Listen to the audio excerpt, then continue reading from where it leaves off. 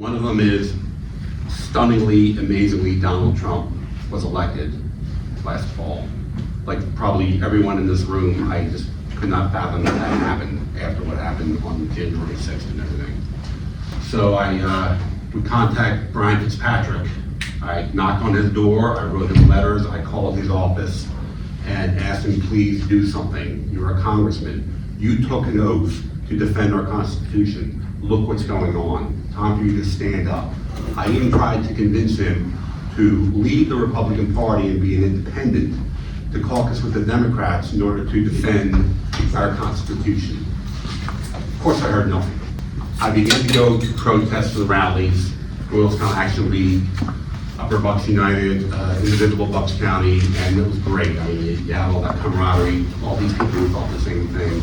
Let's defend our Constitution, let's defend ourselves against what's going on.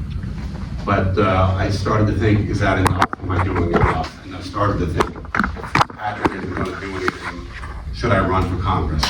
And I started to ponder that. Oh, hey, hello. Have a seat. And while I was thinking that over, Bob Harvey announced his campaign. How many of you know who Bob Harvey is? A little less than half. So he's the county commissioner, and he announced his campaign. The party got behind him, had a lot of endorsements, and I thought, well, I'll check this guy out, see where he stands on things. Maybe I can just support him. Maybe he's the guy. I went to some of his town halls. I went to his website.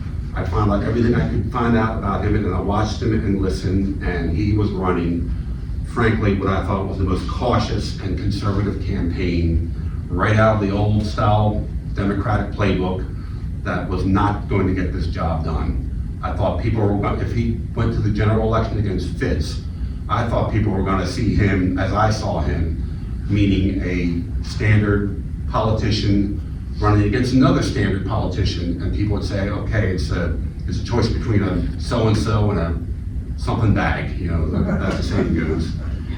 And I thought it over more, I talked it over with my wife, and we thought, all right, I'm gonna go ahead and do this.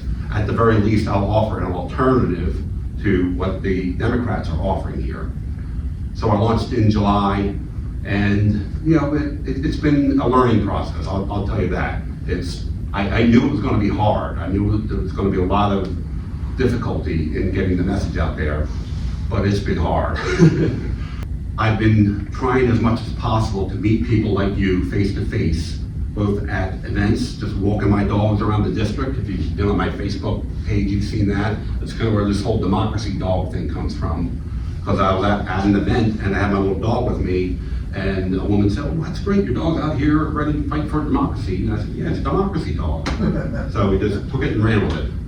And I really believe at what started to be what I thought was an alternative campaign now has a real path, a real possibility for us to pull an upset in this primary coming next May.